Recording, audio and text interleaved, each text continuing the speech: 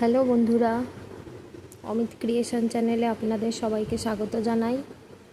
আজকে আমি চলে এসেছি হ্যাপি নার্সারিতে। এখানে আমি আজকে আপনাদের দেখাবো অ্যালামুন্ডা গাছ। ম্যাজেন্ডা কালারের অ্যালামুন্ডা ফুল হয়ে আছে, যেটা খুব রেয়ার। এই কালারের অ্যালামুন্ডা দেখা যায় না সচরাচর।